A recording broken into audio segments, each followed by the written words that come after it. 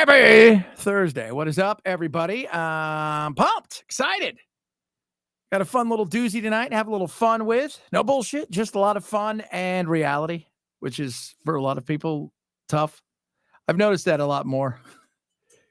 It's very interesting as the battle of truth, which we should be having, right? Like, I like truth, even if it goes against what I believe, and I find out, oh my God, the facts and data state something different. But we've got issues. Now, we can sit here, we can talk. We're going to talk about selfies, right? Like, people are taking selfies with the Pope. What the hell are you doing, right? Trump trolling everybody. Got some interesting stuff with Mayor Pete. But let me tell you what matters, the economy, right? Carville said it a long time ago. Remember back when Clinton was around? It's the economy, stupid. And it is absolutely the economy, stupid. And are we in a recession? Are we there? Not just kind of. Are we at that point where it's like, hey, this is serious now? Depends on who you talk to. But I will tell you this, to say that life isn't uncomfortable for business owners and for people who are looking around and the confidence is, I feel like something's coming.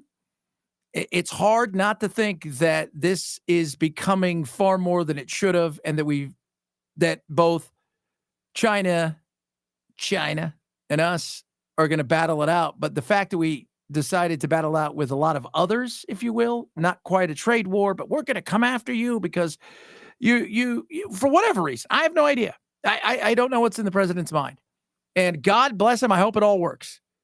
But consumers, they understand. Harvard poll out right now, Gen Z. What's it say? 30% of them are struggling to make ends meet. 20% of them are living at home, and it's getting worse. That's not good. That's a younger generation. Middle class, older millennials, and Gen Xers and whatnot, all worried. Business owners, people I talk to on a daily basis. Everything else is noise. The economy matters. If you and I feel like, hey, man, things are rolling, right? Stock market's not got anything to worry about. People are looking around going, woo, look at the way that, the earnings are coming in and companies are expanding and my paycheck's going up and your paycheck's going up. Your life feels good. If you're like, I don't know what's going to happen tomorrow. I don't know if there's going to be tariffs. I don't know if that person that said that this thing was going to cost X, now tomorrow might cost Y. If I'm going to be able to afford that, people are making decisions based on the fact that I might have to rob Peter to pay Paul. That's not a good place to be. No. Separate this out. China is in this bucket. Mm-hmm. There are others in this bucket. That's the ones you get done. And from what we understand, they're working on deals. I know Scott Benson mentioned South Korea. Yep. The name that I heard this morning that's really at the top of the list is India. And sure. That name moved the markets like 600 points. And it was like almost immediately. The minute that I tweeted that, you saw the Dow was in red. Boom, right. Green. So markets actually like deals, even if it's these marginal deals at first. And I think what I understand is that you'll see some of these marginal deals and kind of like memorandums of understanding, not quite signed papers, come out soon, maybe next week. And South Korea could be part of it. I understand India was in the mix. We should point out that terms often change and then it changes the dynamics. They thought they had something like a memorandum of understanding with Japan last week. And it didn't happen. But that's in the mix as well. But with China, you have to put it over here. And that's the big kahuna. I mean, that's the one, the iPhone is manufactured a lot in China. If you don't deal with that, you can have some real economic problems here. But Charlie talks about the big kahuna dig in it. And I'm wondering, when you talk about the other bucket with India, is it a kahuna? India is important. And to point out the iPhone, all of those electronics, despite the fact that the Trump administration said no exemptions, no exceptions. Well, the exemptions and exceptions on the tariffs on all of those technology products are still in place. Yeah. Now, coming out of China, there is still the 20% fentanyl tariff on those exported products. But on the other nations out of, say, South Korea and India and even Vietnam, that exemption that Apple clearly won from the White House is still in place. Yeah. We're waiting for something to be announced, like on semiconductors. The problem is that you have to plan for the future. And so all these businesses are frozen right now, ratcheting back their spending. And so it's their planning as if these things are still in place. One other thing you should point out is that we have a weak negotiating hand here. I know the president keeps saying we're right. We're almost in a recession. We have markets that are on edge. We need people to buy our debt. And China supplies us with a lot of cheap goods. Yeah. We can see inflation ratchet up dramatically if we don't hit a deal with them. And Xi knows this. Absolutely. And because we're a consumer-based nation and we export services far more than we do goods, that's not a great place to be. And the Apple thing's important. Quite frankly, China's got products that kick our products' ass. The phones that Apple have, their iPhones, they're good, right? I mean, I'm an Android guy, but China's got a few phones that are markedly better. Incredible. When it comes to their EVs, their latest one, what is it? I was talking to Zach Abraham, Chief Investment Officer from Bulwark, who I'm going to have on the show tomorrow. Their EV is at a 300 miles on like a 5-minute charge or something ridiculous like that. They are going to hurt. There's no doubt. And it's one of those things where it's King Kong versus Godzilla, and it's a battle that's going to go on. But we have spread ourselves so thin. And I've talked about this on my radio show. I've talked about it here. Businesses, human beings, I mean, you name it, dogs, cats, stability. They like a little bit of that stability. They want to kind of know what's coming next. It may not be perfect, but they want to have an understanding of what's coming. And right now we don't have that. And markets are jitter. Markets feel nervous. Business owners can't plan for tomorrow because they don't know what's going to come tomorrow morning. And by tomorrow morning, you're like, okay, I guess I'll try this. And by tomorrow afternoon, things are changed. They want some stability. That's what they're looking for. And they don't feel they have it right now. And the economy is the only thing that matters. Everything else is noise. Everything else is just noise and people yapping their traps and trying to find something to be angry about and pissing people off that watch MSNBC and Fox all day. But the average person, right, busting their ass from 8 to 5 every single day, they know what matters. And it's the economy, stupid. Speaking of noise, Mayor Pete was on, is it Flagrant Plus One or whatever it is? And it was interesting what he was talking about, because I did a piece today on my show about the media and how the establishment media is battling right now at the White House in particular with the fact that they've got now all these new reporters from other media outlets that, you know, alternative. They're not. They're just people now that have the opportunity. They have big followings. In many cases, their viewership is way larger than what goes on CNN or MSNBC and all of these things. And the battle that's going on there, because it's about journalism. No, not anymore. Journalism's it's gone, right? That's gone. Bye-bye. What you have now is affirmation, not information. That's what you have. People seek affirmation. I do it differently. I'm going to tell you like it is. I'm going to be honest about it. And that's not always great for my industry in particular, because talk radio in particular tends to be a little bit more conservative. And when it's a little bit more conservative, I don't know if you're aware of this, you get a lot of people out there who say, oh, you don't like Trump or you don't like this. No, what I like is the truth. And what I like is don't blow smoke up my ass. And it would be great to find out, hey, this is what really happened. But nowadays, it's all about puzzle piecing things together. So I got to go over here and I got to get a bit of this. And I got to come over here and I got to get a bit of this. And then I got to find out who left what out. And then I got to try to assemble it and go, oh, okay, this is what it looks like. So Mayor Pete was on there sporting a new beard, talking to Andrew and everybody about,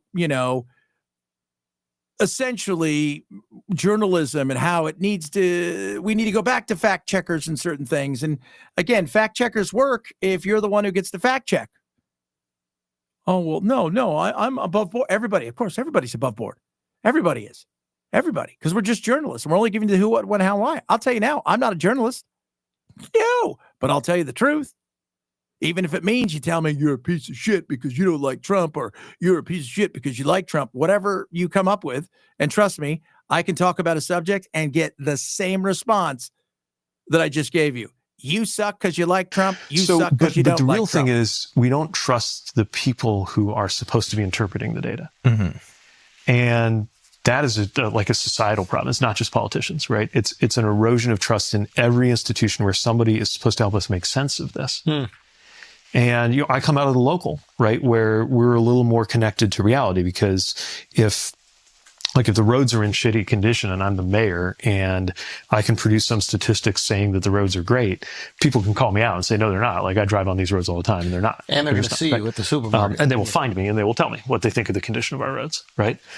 You get up to the national level and you're so removed from that you start to get into these like alternate reality zones. And then you add to that the fragmentation of where people get their information, because there isn't the famous example is Walter Cronkite, right? Like, everybody in the 60s like turns on Walter Cronkite, and it's not so much that he told people what to think, it's that he laid out a certain set of facts, certain set of things that happened. And everybody, they could argue over what it means, but they would generally agree on what just happened. Right. And we don't even have that. Yeah, we're in the echo chambers, and the algorithms are just making those echo chambers more extreme. So the algorithms are even worse. I mean, the other problem I would say is, like, we no longer have the access to the editorial function, by which I mean, like, a professional news organization. I used to get so mad at from the South Bend Tribune to the New York Times. There were times when I was so pissed over a story or framing or whatever.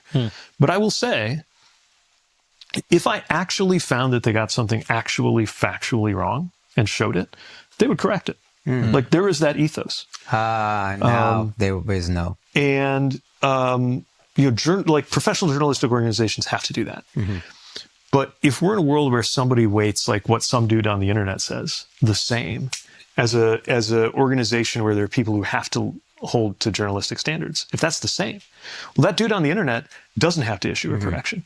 He doesn't even have to reveal like who he is, right? I think there's a lot of people looking at their feeds, and those two things seem equal. No, that's not really true. The reality is, the fact checkers, and I'll break it down to you. I tell everybody, go check what I'm talking about. Go see what I'm talking about. Challenge your beliefs every single day, because I'm going to get stuff wrong. I'm a human being. I'm going to do everything I can to get it right, and I'm going to give you both perspectives, which most people won't do, especially in my business, because they're, oh my God. Choose a side. I will. Not a side on everything. Like, I'm just going this way or that way. I'm going to take everything as it comes to me. But when you talk about the fact checkers, here's the thing about like the New York Times and whatnot. They won't get a fact wrong on something. What they do is, it's what they omit. It's what they don't tell you.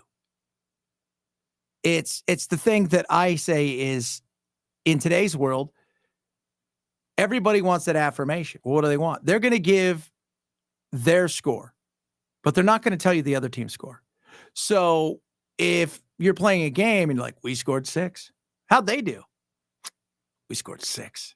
Well, you did score 6. They may have scored 7. You don't know.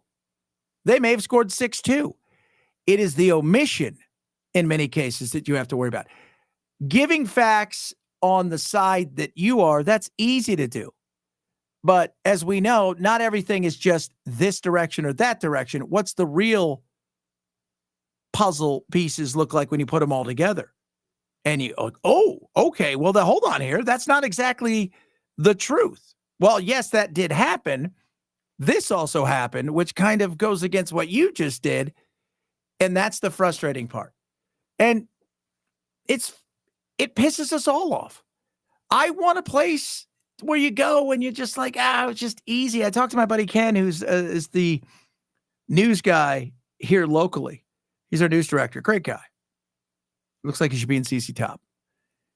And he and I talk about this all the time. We're always bullshitting about the fact that trying to find out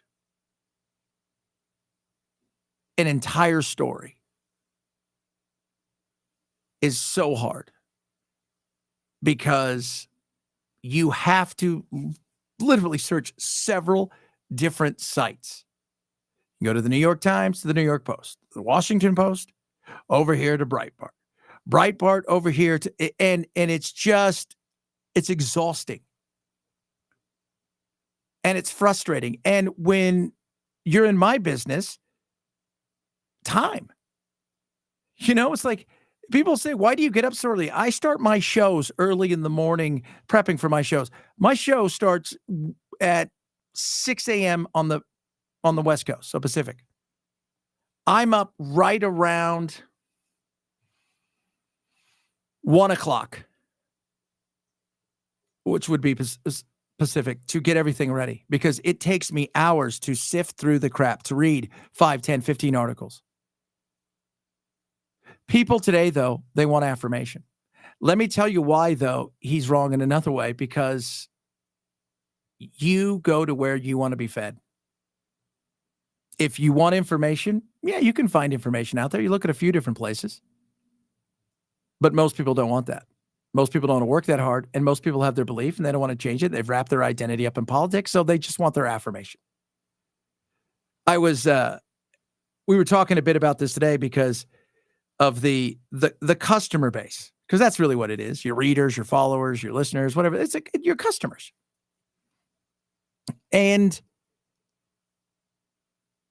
people are terrified to go against, say, Trump, or to go against the likes of Biden pre the absolute embarrassment of what took place on the debate night. And if you did, you get destroyed. And I said, I know so many people out there who are in my business, and they will not go against what is the conventional moment of the day and the wisdom of don't say something, even though you know this to be not really the full truth, just so you can stir up things. They'll change if the audience changes. People don't want I'm just going to give you the facts. They don't. You know what they want? They want affirmation. Tell me what I want to hear, and then entertain me. They're not interested in anything else. They're not curious, because of the identity politics that isn't just about gender and color. It's also about, I identify as a this or a that, so therefore I don't want to challenge my beliefs. And that is not a healthy place to be in this country, and we're finding that out more and more. We move on to, he is the king of trolling. You guys do recognize that. He released this today, talking about the Donald. I don't know what to say about this. He's not running. If he does run, I will do everything in my power to absolutely make sure that I push whoever runs against him in a primary, or even in the presidency, in the general, because no, this is not it. It's not. And he's not going to run, but he trolls, and he's great at it. He's great at it. Because what's it do? Gets people like us talking, gets people like the media talking. That's what he likes to do, which takes the eyes off the prize of the stuff that's going on out there. We just talked about the economy. Nothing else matters. This guy in El Salvador, he didn't. On the day-to-day world, does he matter? I watched Henry Cuellar today talking about the guy in El Salvador. So there's a Democrat who's on the borders in Laredo. And he's talking about, nobody here talks about that, because they care about the economy. They care about tariffs. They care about whether or not it's going to be strong. They're not worried about whether or not a guy who's potentially an MS-13 member who already had orders to be deported is in El Salvador, his home country, or not. They're not.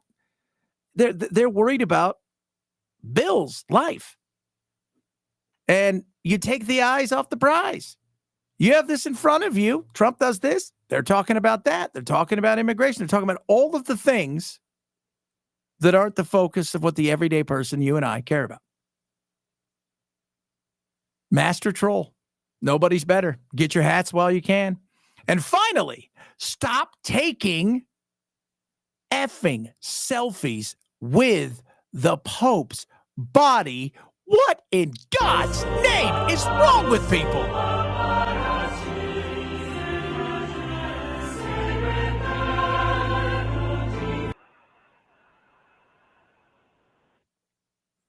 It's a small window I that don't people even- have to pay their respects, though the Pope's body will continue to lie in state here right until his funeral on Saturday morning. But yet people are taking pictures. They are taking pictures. This bizarre world of, you know what? There he is. There's the Pope. Let me give it.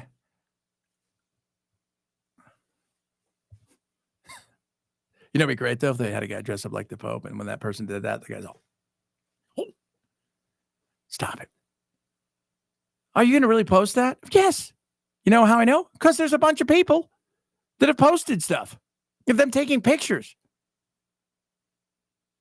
The Masters golf tournament will not let you bring your phone into the tournament. So think about that. Yet the holiness of holinesses, apparently, in a very holy place, people are like, I don't care. I'm going to do this. This is going to look good on the gram. It doesn't. It doesn't. It looks insane. Stop it.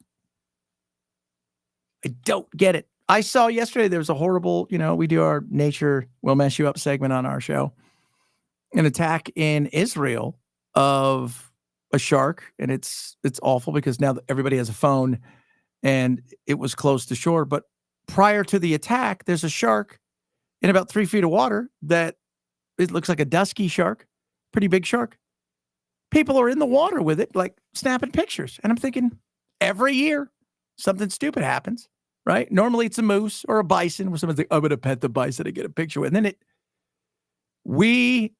when the world really started to go sideways is when we put the camera on front of the phone so you can look at everything, including yourself. Not a good place to be. Love it. Love having you guys on. Reach out to me. Love hearing from each and every one of you. Check out all of our social media if you're watching on YouTube. Like and subscribe. Appreciate that. Also, tomorrow, 6 to 9, a lot of fun stuff. Our buddy Zach's going to join the show from Bulwark Capital. We're going to talk about the economy. Where does he really think this thing's going, and what's it really going to look like in a couple weeks and months? Is this just an aberration and we're going to get strong again, or are we headed towards some serious issues here in the economy? Talk about that, a bunch of other fun stuff as well. If you miss any of my national show or any of my shows, make sure you grab the podcast as well. You guys have a blessed rest of your night, and be good to each other, right? And challenge your beliefs. It's not that hard. Shouldn't be that scared if you're that comfortable in them.